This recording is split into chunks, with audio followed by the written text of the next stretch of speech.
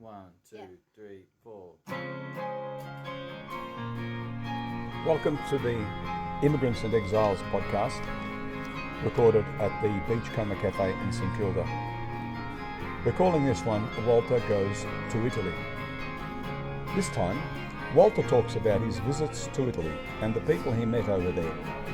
He first went back at the age of 9 in 1963, although he refuses to confirm that. Walter, start talking. Okay, you just said in your introduction that I first went back. If that is the case, I went back to a place that I'd never been to. I never came from. So you can't go back. That's right. Good point. That's right. But that was the place that I lived in my head. In your head. It was forced feeding in my home that Yep. I was an Italian, an exile, Yep. living in isolation, removed from my real natural habitat. Yep. Okay, so are you in Italy yet? How'd you get there? I got there because my dad was a travel agent and he used to get free tickets every year. And on this occasion, when I was 9 years old, my mother and I had free tickets to go on the Aurelia, I think, a small ship. And the shock I first had wasn't so much leaving Australia, because I felt like I was going to go home, a place I'd never been, as I said. But the first shock was seeing my dad being left behind, and this watery chasm as the ship left the pier at Station Pier. And I was crying. And then I settled down with these other 4 ladies in the cabin that we shared, and I got seasick because somebody had delivered violets, and they were in the toilet. And as the women fell sick, one after the other, and I had to go to the toilet, and I felt sick because there was all this smelly vomit mixed in with the violets, and I couldn't help myself. So from then on, you associated violets with vomiting. Yes, exactly. Okay. I can't stand violets. But when I got to Italy, the shock stopped because So who'd you go with? I went with my mum. So why? What's she doing She wanted to go back, presumably. Yes, my mum wanted to go back from very, very early on, I think. She didn't like it here? No, she didn't? hated it here. Okay. She hated it here. It was that cultural shock that a lot of people experience. Yeah. But also for her, there was the added fact that she had no community around her, no family. Yep. So she left us, I'm digressing momentarily, but No. She left us twice. Once she and I left us because I was in her womb when she ended up at Flinders Street railway station sobbing on the steps there because she couldn't speak English and didn't know where to go to get to a plane. And it's hard to run away if you don't speak the language. And if you don't have a plan. And if you don't have a plan. Plan of attack or escape. Okay. And the second time was when I suppose I was I might not have been a teenager, I might have been just 12. Yeah. And she left and she ended up in Melville Road. And my father and one of his brothers came to get her and bring her back home. Melville Road is like in West Brunswick or something. Brunswick. Coburg, Pascoe Vale. Okay, yeah. Yeah, and I think I remember seeing my father from a distance just slap her because she was screaming and hysterical. Sure. But he found you. Your father found you. He came looking. Well, I didn't leave with her on this occasion. Ah, right. She went by herself. We went looking for her. Yeah. And then I saw my mother kick and punch my dad and his brother, and of course my dad never did anything like that again. No. So we went to Italy because I think it was an unwritten contract between the two of them that either she went back frequently and probably eventually they would all of us would move back, or it was going to end pretty soon. Okay. The marriage. Okay. So she took me back, and when I found Italy, I found a family that I could connect with, which was my mum's family. Yep. I Friulani and I Veneti. Yep. And I felt, when we were just talking earlier before this whole recording started, I felt like I was being bedded down, like a little seed being planted in the soil. Yes. And I was going to be watered by these daily experiences with these new people. Yes. And even going across the road to the school. I was going to make new friendships. I was going to belong. And I did feel like I did belong. So each time I've come back to Australia, I've felt very disoriented. Now, you said there was a school across the road from where you were living. Yeah. Now, what was the idea? You were going to go to school? How long were you going to be there for? I was there for 6 months the first time. So that was the idea, though, that you and your mum would go and stay several months in Italy? Yes. In Rome? In Rome, that's right, just on the outskirts of Rome, on the way to Tivoli. Okay.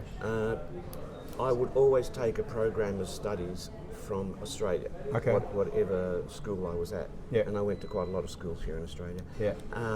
And I would also go and attend over there, do some extra schooling, because I loved studying, I Yep. loved my books, I loved writing, Yep. all that kind of lonely activity that a single child does. And so, yeah, I really enjoyed the sense of family, which I didn't have here. Because Who were you living with? I was living with my maternal grandparents, Okay. Domenico Zagis and Lucia Zagis. She must have had a maiden name. Yeah, yes, Miotto. Miotto, there you go. Lucia Miotto. We tend to think that men and women, when they get married, they take the husband's surname, but the Italians don't do that. No. No, women keep their maiden name. That's right, yeah. And we've got the family tree, and yeah, she's down as a Miotto, but she was technically from the Venice area, Okay. and he was from the Udine area. Okay. Although they were both in a sort of small, they Yep. grew up in a hamlet. So how did they end up in Rome? Because your mum went to Rome on her own, didn't she, initially? No. They were there already? Yeah, my mother, her eldest brother, and the eldest sister, Elide, who Yeah. died when she was 24 from consumption. Yeah. The three of them were born in Altitalia in Yeah. northern Italy. Yeah. I think my grandfather went to Rome to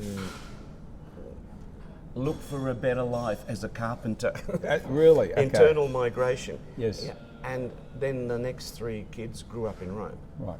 But my mother went to Rome when she was 6 or 7. Okay. So you're living with your grandparents, Yeah. your maternal grandparents in Rome, Yeah. in an apartment? What? Yeah, in an apartment. Yeah. What would be slightly lower class even than housing commission here. They were Okay. apartments made by the Italian government in the post-war period to house people who'd served the state in some Yeah. way or other. These are commonly referred to as case popolari Case or something? popolari, exactly, Okay. yeah. Like housing commission flats? Yeah, but really small Yeah. and full of concrete and terrazzo floors. Yeah, you know, yeah. Very Yeah. bare, Okay. except for the furnishings. Okay. So tell me about these people you're living with. Domenico, or known as his nickname, was Minuti for some reason or other. My grandmother called him Minuti. Instead- okay. Minuti, vien qua. Yeah. And she was just known as Lucia. Yeah. You know, You can remember the voices, can you? Oh, it's beautiful, The Moreno. intonation. They were taciturn people. Yes. They did not waste words. Yeah. But their expressions and the way they lyrically dwelt on the vowels and that, it was like an opera, you know, a little opera going, a domestic opera. Yes. And I love them so much because they never made me feel like I didn't belong. Yep. So Lucia was, again, a woman who did not waste words, but she was known as La Tedesca, because when she had to call her 6 or 7 kids in for dinner or lunch, if they did not come, she'd go downstairs with a little Yep. whip, Yes. a piece of wood, and collect them all. Although that probably would have been also in the first house that they lived in, which was near the Foro Italico, in what looks like still these days bushland. Yep. And my grandfather, on the other hand, again a man who did not waste words, was a fellow with whom I played a lot of cards, Yep. who would interact with me when I said things like, "Nonno, ma che cosa fai?" Because he'd be at the little cabinet where there were bottles So of you're asking him- alcohol. Granddad, what are you doing? Yeah. Yeah. And he'd be getting sambuca, and I say, "Ma bevi la sambuca Yeah. prima di andare a letto?" And he'd go, "Sì, ma mi fa male, Walter. Dio come mi fa male." And you go, because he loved drinking. Yes. He was obviously an ex-alpino. He'd been knighted for his services in World War One. Yep. He was a tough man. And then he'd sort of wander off, dragging his slippers off to the bedroom. You know? Yes. Or we'd play cards together. My dad never did things like this with me. No. Were your maternal grandparents aware of the relationship between your dad and your mum and how it came to be? Did they know about like a previous relationship your dad had? That presupposes that I knew Right. that, and I didn't know that. So later on, you didn't find out whether they knew anything about that I only found out about the nature of the relationship between our parents when you were 30. or something. Yeah. A bit younger, when I was in my late teens, and Okay. my mother and I were shopping Yeah. in Myers for material to make dresses, which I would also have to wear for her as a living mannequin. Of course. And she said, "Your father would like you to know something." Yes. She told you in Myers? In Myers, Oh yes. my God. And I went, why the hell are you telling me this? Yes. Anyway, I don't know what to do with this information. It's like I don't belong to you two. Okay. Anyway. So you don't know if your grandparents knew? I subsequently realised that they didn't They did know. since my parents had eloped. But it didn't bother them? Oh, yes, it did. It did because bother they them. sent out one of their sons to take my Your mother mum back. back. But then he ended up staying here too. But, okay, is this even before you were born then? Yeah. They wanted to That's take her right. back? Right, okay, Yes. okay. They wanted to save Yeah. her daughter because Yeah, you know, I think I may have said in some previous Yeah, podcast that yeah. they both had very good careers. Yes. So the only reason Yes. they left was Yeah, yeah. because of a previous marriage. Okay, so Domenico sent out a squad to bring a the squad of daughter one, back. yeah. Bring the daughter and back. that didn't Okay, work. I didn't think work. my uncle found his place in Australia. He got married and worked at General They Motors. sent him over here and he settled. They lost another one. He found a better life. Okay, all right. Yeah, well, he was what you'd call Yep. a scavezzacollo. He didn't like studying. And, Yep. Yep. And he, So- I don't know that he had particular Yeah. skills. So tell us about your grandmother then, your maternal grandmother. She Lucia. was a doer, I think. She was a doer. As in doer or dower, doer lady. When I knew her very well, Yep. she already had the beginnings of arteriosclerosis. So Yep. she'd always walk around with a scarf on her head as if her head was cold, she'd say. Yep. And we'd watch the Well, that's news common together. though. Italian women used to wear Yeah. scarves, headscarves. Yes, but I mean, not in all kinds of weather. Yeah, I don't know. In the village where I was born, the times I went back, as women of a certain generation wore scarves. It was a well- modesty thing, you know. Oh, a modesty thing. Modesty yeah, thing, well, I never yeah. saw her with her hair down. I think Yeah. she had very long, I think like grey hair. Yeah, I think some Always tied up. people in the Middle East, women in the Middle East, cover their heads a bit. You know, in Italy it came down to the headscarf. There's I probably reckon. also, I think, people Yeah. who coming from the country for practical reasons. Or, Yeah, maybe. but it's interesting that I think I do remember her. Sometimes at night I'd spy her brushing long hair, you Yes. know, before Yeah. she went to bed. Yeah. So I wonder what that meant. I don't know. So she was called La Tedesca. Yes, Because but of her- very intimidating discipline that she her applied. Discipline, yeah, Okay, she okay. instilled the Yep. fear. But she never did that with me because she Yep. didn't have to raise me. Yeah. And besides which, I'm sure that I was a much more obedient and malleable child than Yes. hers were. Okay. All right. So you went to school across the road. Just across the road, yeah. Were there cousins or Yes, anything that you? I shared a bedroom with two cousins, one of whom obviously is married now. He was a very good soccer player like my uncle who played for Udinese and then was picked up by Juventus before never playing for the club since he broke his leg, and then he became a panel beater Yep. in Rome. Uh-huh. So I was with Mauro in a room with his sister Viviana, who died when she was 40 from breast cancer, and that devastated everybody. Yep. But I've also got cousin Giancarlo, who lives in Rome now, but also part of the time in Milan since his wife got a job promotion. Yep. And he's got a sister called Lucia, Right. who After the has grandmother. twins. Yes, after the Okay. grandmothers. Yeah. Yeah. Yeah, we catch up. Giancarlo's the one usually who organises dinners and things like that When you're over there. when I'm over there. Yeah. Okay. And we're very close because his dad was a difficult person, a bit like mine too. Yep. When you say you're in touch, I mean, how do you stay in touch? Emails, Zoom, what? FaceTime, what? Mainly through WhatsApp. WhatsApp. Okay, just text messages? Yeah, text messages, yeah. Okay. All right. So this was your first 6 months in Italy Yeah, and you went to school. yeah, there. What was that like? I loved the eclectic nature of the learning. So you'd have these anthological texts that Yes. had maths, they'd Yep. have poetry, Yep. they'd have something about science, the Yes, earth, yes. about history. You know, Yep. you learn, I loved jumping around on different Yeah. subjects. Yep. It suited my sort of state of mind. I found in Australia the school system was much more plodding. Yep. You know, large sections of time devoted to just one thing. Yes. Until you felt like I'm going to go to sleep now, Yes. or I'll look out the window again. In Italy, Yeah. it was much more exciting, and also because I found that kids would talk about all sorts of subjects as well outside Yes. of that. Yeah. Yeah, Yeah, it's very- look, this was something that it's familiar to me too, although I'm talking about, say, when I was a teenager at school and late secondary school,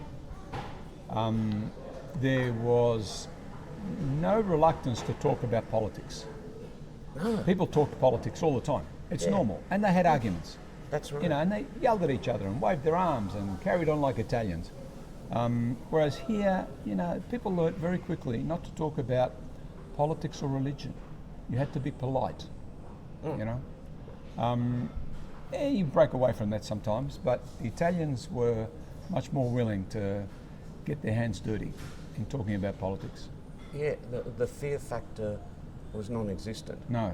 You know, debate wasn't threatening. Yep. And here it feels like you're creating a kind of social turmoil. Yes. By opening your mouth and saying certain Yes. things about As Peter though- Dutton or, you know, Yeah. someone else. Yeah. Yeah. Okay, so these people, you must have got to know some people in the first 6 months that you were there. Yeah, well, getting to know family was really important. Now, because I went back so many times, I'm trying Yeah. to remember what it was like specifically on the very first occasion. Yeah. Blah, blah. No, you don't have to. I mean, think about the time when you went back, the second time. When would that have been? The second time was just 2 years later for another... 2 years? Yeah. My God. By ship again? By ship again. Yeah, no, I think we would have flown that time there. We came back by ship because the second time my dad, which is the only time we as a family ever had a holiday, Yeah. went over together. And that time, yeah, I remember I wasn't expert at riding a bike, and I rode somebody's bike and lost my confidence going up a hill and thought, In Italy? oops, yep, the Okay. bike's getting slower and I'm starting to go backwards. I went, oh no. And I tried to get off and I broke my left arm. Oh my God. And my aunt Okay. took me to the doctor, Yep. who said, è una slogatura. Yeah. It's a sprain. Yes. Just rub this cream into it every day. So she did that for a week, morning and night. Italians and creams, Yeah. they fix everything. Yeah. And yeah. I used to have tears. Oh dear. Yeah. She said, ti senti meglio, Walter? Yes. Sì, credo. Oh, You know? I think, And then my parents came back from being down in Naples and in Capri, visiting one of his ex-uni mates. And my dad said, no, this child has to go to hospital and have an x-ray. And they found that I had a compound fracture. God, okay. Anyway, Yeah.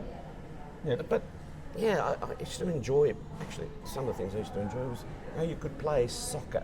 Yeah, Not on the beautiful soccer oval that No. they had opposite where we lived, yep, but just in the area in front of each block of apartments, there would Yep. be just a dirty patch of mud. Yep. And there would be a steel manhole that came out of the ground, Yep. a good 7 or 8 centimetres. And you'd play there and try and avoid the manhole, you know. And one Okay. time I kicked it and I think I broke, it was my right foot. you broke something else. Oh, yes, Yeah. that was painful. You were Or breaking you'd go stuff. up Yeah. to the Piazzale where the area for parking cars were, and Yeah. you'd play on the gravel there Yeah. and slipping over, and that wasn't fun. Yes. But that's how you develop your ability to play a sport. Mm. Not by having these professional environments Yep. as we have in Australia where there's lots of Sure. room Yeah. and you've got showers for boys and Yep. showers for girls. No, everybody just played together wherever, Can- in the middle of the traffic. Yeah. Can you remember some of the characters you were hanging out with? Was there anything special about them? Or did you fit in? I fitted in as Yeah. the odd man out. Ah, okay. Fitting in as the odd man out. I fitted in as the odd man out, Yeah. unlike living in Australia where I felt like the odd man out. I didn't And that feel was like it. the odd man out over No. there. It's just that I was in, they would occasionally use the word professore. So, They called you professore Yeah. when you were a teenager. yeah, Because you're a bookish kid. because I was a bookish kid. You're a nerd. And the others were always out and about. And if Yeah. I went and played with them Yeah. is when I finished my homework or I was Yeah, tired of yeah. reading, so I'd join in. So they loved you, didn't they? Even though you were the odd Yes, man out. They let you in, although you were the odd man Yeah, out. and also you had to do favours as you do, you know, to get along. Say, I think I mentioned once before again during these catch-ups conversations, that starting with my cousin Mauro, who gave me homework to do for him. Yep. And then he'd collect the books of other kids. getting favours from them and say, Okay. Walter, you can do this. You're really good at the maths. Oh my God, I've got a pile of exercise books here. I've got to do the maths for them and write some essays for them. So you used to help them with their schoolwork. Yeah, but I loved it. They knew that you were good at it. Yeah. And they loved you for it. That's right. They didn't, Because you I'd weren't- never complained. You weren't excluded, were No, you? it was my buy-in, Okay. I could be part of a clique and they'd say, okay, he's an outsider Yeah. because of what he does. He doesn't do what we do. Yeah. Like I never joined a gang. We lived in Yeah. a place called Ponte Mamolo, which actually I was reading the other day in The Guardian, Yeah. an article by someone talking about Pier Paolo Pasolini, Yes. who also ended up living in that area there. Okay. And he used to come up to the top floor Yeah. of one of my aunt's brother's places Yeah. because the brother of my aunt was in a lot of his films. Yes. So he would come up regularly to have a coffee. I didn't know who Pier Paolo Pasolini was at the time, Yep.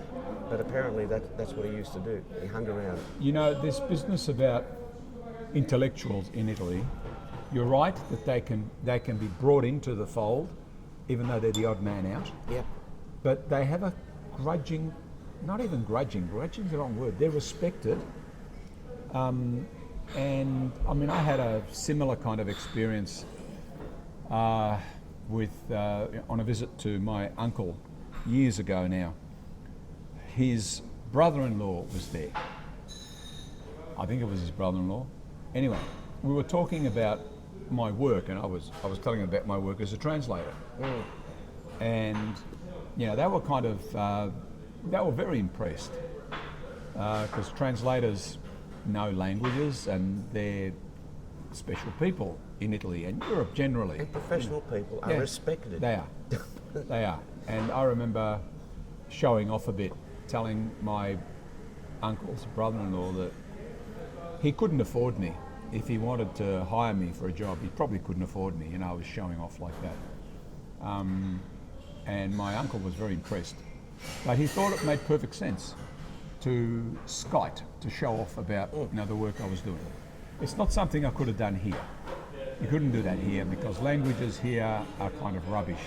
It's rubbish work. It sounds like you have a handicap if you know another language. That's right. It's, what are you? So already at that age, like in your teens, people consider you're in with the group, but you're the odd man out. So they exploit your talents. That's right. You basically do their homework for them. Yeah. And, Okay. And they're happy to do favours for you too. Yeah. Yeah. Yes. Another example of That's that kind nice. of attitude was that Yeah. while there were gangs there, people would steal cars. And on one occasion, I remember some father brought his son along to apologise to my uncle because he was one of the kids who stole my uncle's Mini Miner. and he's apologising at the door. Di scusa Aldo. Yes. Oh, I'm sorry, Yeah. Mr. Zagis. And he'd go whack in the back of the head, and then he'd take his son home. Or another time I went to San Basilio to see my other uncle, Elio, for the first time. This was a bit later when I was starting to go on my own to Italy. And this group of kids surrounded me. And they were probably Pasolini's Ragazzi di Vita. Yeah. And I actually wrote something down, I don't know if I'll have time to read it out, from this article, where the Ragazzi di Vita, sometimes an American translation called hustlers, but they weren't hustlers, they called more like the lost boys, right? Yep. And sometimes they went to places like Villa Borghese to do sexual favours, earn money like that, or they into petty thievery, and they surrounded me as I got off the bus and walked towards these other Case Popolari. They surrendered you? Surrounded me. Oh, surrounded. Okay. Yes, I had to surrender. I wasn't going to fight 5 or 6 guys who surrounded me all of a sudden. Yeah. And because I was very meek and mild, I said, "Oh, who are you? Yeah. Where you going?" How would they have said that? "Oh, ma chi sei? Like you Dove say. vai? Dove vai?" Okay. Not dove vai, it's dove vai. Dove vai. Yeah. Where are you off to? And I said, "Well, I'm going to see my uncle." "E chi è?" "Chi sei?" And I said, "Elio Zagis is my uncle." Yeah. "Elio Zagis." "Ah, ma allora tu sei Valtteri." Okay. So you're Walter? Yes, so, a reputation precedes you. Of course. And you have this whole baggage Yeah. of lovely clothes which make up your identity. you Yes. know. And so they dress you up in who they assume you are once they know the name tag. Yes. And they said, oh, it's all right, go. And the leader said to some of the others, oh, lasciatelo stare. Leave him be. You leave him be. Yeah. That's Walter. Don't touch him. He's going to get out of this place, not like the rest of us, you know. Yeah, We're stuck here. We're all dumbasses. Oh, Yeah. sorry about that. Yeah. Dumbos. Yeah. And I just went off and I was going, whew.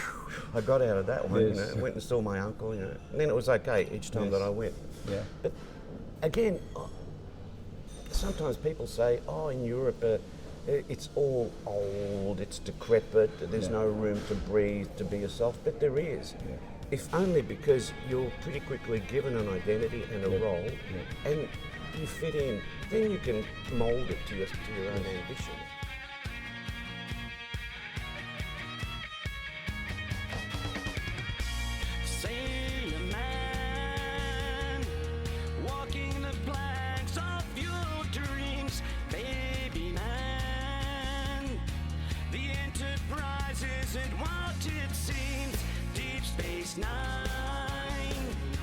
It's just a hole and you're falling in. Never the truth is ever out there. It's a green and girl, a picture of wall. Oh, it's a green and girl, just a picture.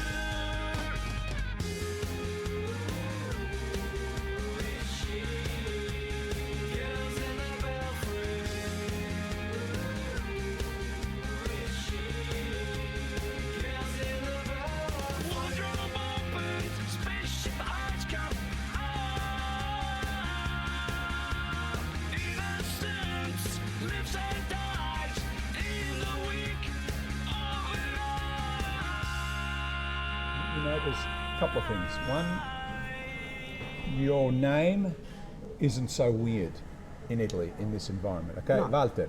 Yeah. Walter's perfectly fine. There was a well-known Italian actor called Walter Chiari. Walter Chiari. And there are other Walters around. And the other thing is the language. You speak Italian like them. You also know English, which is something they would admire deep down. He speaks English too. Wow. He must be a professor, this guy, that kind of thing. You're not going to get that here. Your name's weird, okay? You speak another language, what's that? That's rubbish, okay? Speak English, that's good, but you've got a funny name, so we don't know where you fit, if you fit at all, okay? Whereas it sounds to me as if in Italy, you're shaking your head. Why are you shaking your head? Yeah, I was going, Yeah, That you're is agreeing the with me? reality of it. Yeah, okay. Here to get an education is always, there's always been this sense of it to get you a job in Yes. one way or another. Yeah.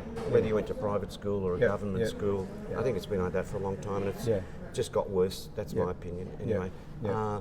Whereas over there, it's still about being able to find a cultural place for yourself, a community spot. Then whatever you do, you're a writer, you're a doctor, you're a teacher, or you're a panel beater, it doesn't matter, you're a government employee. You find a place, and it's people sometimes think over there too, it's very restrictive, there are rules, mores that probably we don't have here. But it actually has a lot of internal freedom in there, in that sort of society. And you can change your role. And you don't get judged. There's always room for you. There are always cliques you can belong to. Here you get marginalised a lot of the time. So if you don't like the football, then you're a bit lost. Who do you barrack for? Essendon, the Bombers. Ah. But I barracked for Juventus in... Yes. Well, all my relatives barracked for La Roma. No, it's the first thing they'll ask you. Once upon a time, they asked you whether you drank Victoria Bitter or Melbourne Bitter. It was important, or whether you drove a Falcon or a Holden. My son, the first time he went out with a girl who took him back to her parents' place, was asked over dinner by her father whether he was a Ford man or a Holden man. He never went back. I can't afford to hold it. He never went back because he thought, I can't hang out with people like this. If this is the social context that I'm being invited into, forget it. Holden, Ford. What's that got to do with It's anything? interesting that for all the space that we have, Yeah. geographical, Yeah. even psychological, there's so much more judgmentalism here. Yeah. Whereas over there, you can have your opinions about, I like a Ford. Yeah. The Holden's much better. Yeah. People will debate it. And Yeah. Then I'll move on to the And then next so topic, what? Yeah, I because know. there's an energy level of dynamism that Yeah. doesn't require conformity. No. In fact, it thrives on diversity Yep. and interactions Yep. and little So clashes. it seems to me you've talked so far about almost 2 visits to Italy. Yeah, and then What are some of the other visits, and what was the nature of these visits, and why were they happening? And I concluded, this Yeah. is my own interpretation, that when I was sent back Yeah. for periods of time on my own, on your own, that I must have been a kind of a peace offering. when was the first time you were sent back on your own? It's a good question because it happened not infrequently through high school years. Now, did you go by airplane? Yeah, I'd fly. Always by plane? Sorry? Always by plane. Oh yeah, always by plane. Because yeah. look, I went back to Italy in 1969 by ship. We came back in 1970 by ship. But the next time I went back to Italy, at the end of 72, passenger ships weren't sailing anymore. I went on a DC-10 Yeah. in 1970, end of 72. I went back on an Alitalia DC-10. I remember being on one of those planes once. But that was when- late. You're talking about going before then, aren't you? Yeah. Before 72. So planes were already flying. Yeah, and I guess I've been going back right up till when I got married. Yeah. Okay. That's right, because I was in Pisa to study as well. Yeah. So, It's Michael, how are delicious, you, Michael, but Michael's come to collect our you made a dishes. beautiful breakfast, We mate. just ate porridge. Walter hasn't finished his porridge yet. It's taken a long time to eat his porridge. He is. I'm going to spoon feed. No, he had a bit. He had a bit, and he was full. He stopped. I said, "Well, stop, and we'll continue later." Unbelievable. Okay. I'm going to force feed you in a minute. Yeah. I'm going to sit there with you on my knee. I'm just going to go like this. Michael, can I have another cappuccino? Cappuccino. Thank you very much. Bravo. Ta. Bravo, he said. yes, God. fantastic. Wow. Yeah, So you went back on. Tell me about the first time you went back on your own. Who met you at the airport over there? that's a good question. Oh, well, look, it has to have been my uncle Aldo or Elio. So your mother's No, brothers. yeah. Okay. Yeah. Okay. They picked me up. Yep. Okay. Yeah, and I just take a program of study from Australia. Yeah. At that stage there, I wasn't doing sort of like middle school Yeah. or liceo. Yep. And I do my studying over there. Yep. Yeah, and I just lived with my grandparents. And what were your uncles like? You know, the best time I remember with my uncles was when it was a cold, windy, and occasionally rainy day. Yeah. And we went walking around Rome. Yeah. We had umbrellas. Yes. 2 umbrellas between 3 of us. Yep. And how are we walking? Like, sotto braccio, Okay. arms in Arm in arm. arm in arm. Yes. You and 2 men. Yes. Okay. Yes. 2 men. That's right. And Yeah. later on, I thought, God, you'd be called this and that That's here in right. Australia if they You'd saw be you like arrested. that. Yeah, you'd be arrested. That's right. And I remember on one occasion, my uncle Elliot talking to me about Last Tango in Paris. Yes. And he said, Wow. non l'hai visto, perché sei troppo giovane. That's ancora." right. R-rated. Yes. Yeah. Anyway, and he told me about il panino imburrato. Okay. And I thought, The buttered roll. roll. I Yes. thought, this is about a man and a woman, and there's a last tango. And Yeah. And you're trying to work out what it's about, and then right? we're in a restaurant. How did we get to the restaurant? Yes. And he kept raising his eyebrow. Il panino latte. And I'm going, yeah, whatever. Bread roll. And then he'd be There's a squeezing split. my arm a bit tighter Yeah. and sort of Yeah. laughing with me, and I'm giggling because he's giggling, but I don't really know what he's talking about. Yes. Okay. Yeah, and we'd go looking at shops and things like that. because my uncle, when he came back from World War II, he became a pensioner, a war pensioner. Yeah. Because of the injuries he suffered. Okay. So he had a lot of time on his hands. So you got on well with your uncles? Yeah, and yet he was the one who caused my mother to want to leave Italy because he was very brutal with her. He was always in control of his sisters. You know? Yeah, he was always friendly to me. Yeah. Okay. And Aldo, while I lived with Aldo, he was easy to get on with. Yes. He loved to laugh a lot. Okay, so Aldo... They were very humble and uneducated people. Yes. That's the thing that made me feel comfortable. Whereas at home, living with a university graduate, my dad, that was very, very difficult. He had very forceful expectations. Yep. My mother was a career woman and she focused on doing her work. Yep. So it was a rather isolated existence. So you felt very much at home with these people, your uncle? Yeah, they were my family. Yeah. That was my family. Okay. So that can't be very comfortable coming back, leaving them behind and coming back here. No, I kind of missed my parents. I sort of missed the idea of Australia. Yeah. Also, I think because I knew that I would have to come back. Yeah. So Australia was in the back of my head all the time. Yeah. But you know what? I didn't long for Australia. Yeah. I didn't ache for Australia. Did the reverse happen when you were here? Was there a bit of a longing or an ache for what you had in Italy? For family life, yeah. For family life. Okay. I can feel it now as I'm talking. Yeah. I feel like something's welling up in my throat a little bit. You know. You're not going to cry, are you, Walter? Maybe I will. Maybe you will. Look, Tell me and I'll turn it off. I cried when I was Yeah. when I was having lunch with my cousin Giancarlo in his new apartment just on the outskirts of Rome. Beautiful apartment. Yeah. I was there with his in-laws, are fantastic people. Yes. His wife and his son. I think his daughter was there or not that day. Maybe she wasn't there. But it was... I got in the car and Giancarlo said, well, when you come back next year, we'll bring you up to Milan as well, where we're living part of the time. And I had to look away out the window. Because you were going to cry. Yeah, I had tears in my eyes. You know. I hate crying. That's one thing I noticed too. The things that people are prepared to do, the time out of their own lives that they will take to entertain you, to show you around, to talk to you, to have you over for dinner, to drop in and see you. You know, all that kind of thing. You get love bombed in a way. You know, that's happened to me. And the same thing is absolutely true. Yeah, for me. Thank you very much. Thank you. The same thing is true of... Yeah, you can take that. Yep. Yeah, Gracias. thanks very much. Thank you. Bye.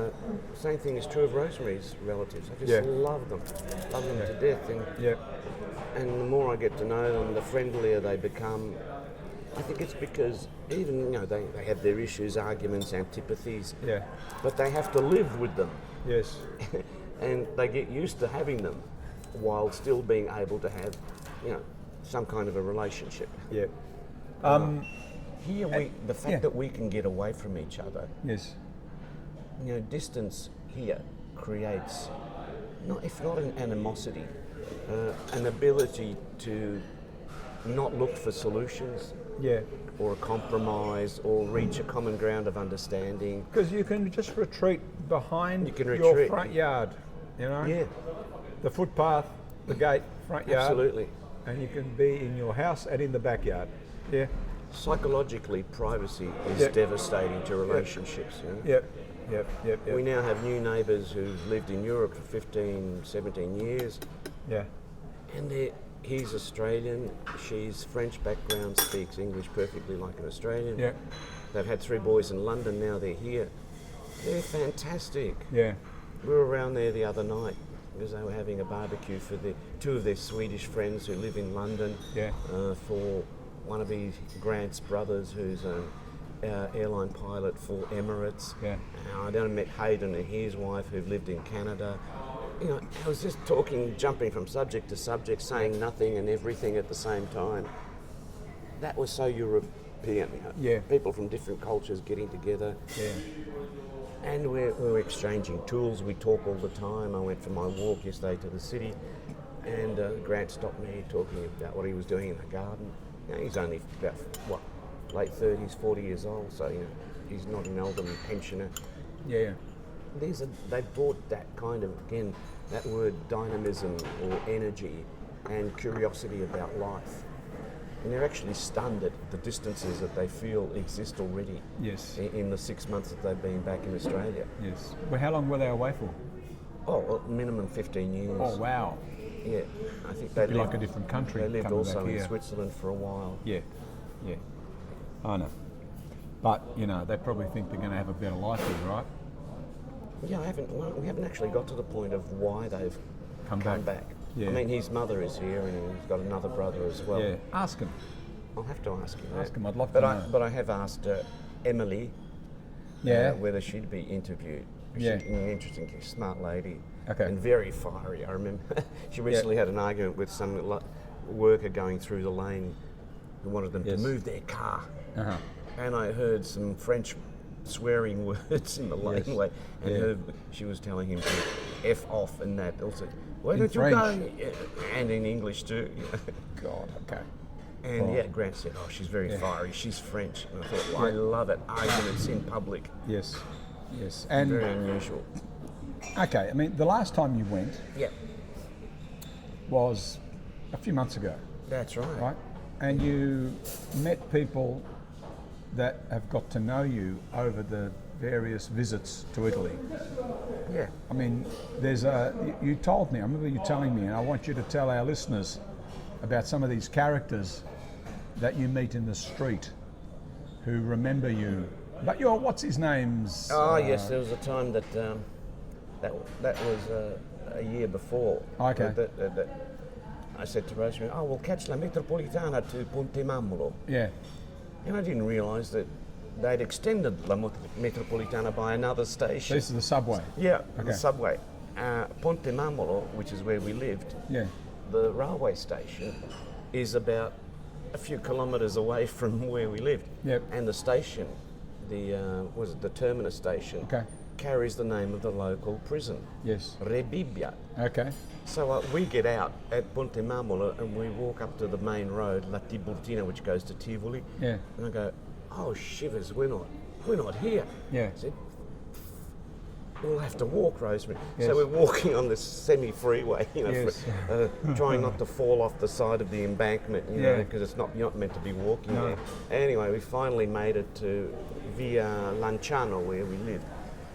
And we walked down past the first group of little Case Popolari housing commission houses.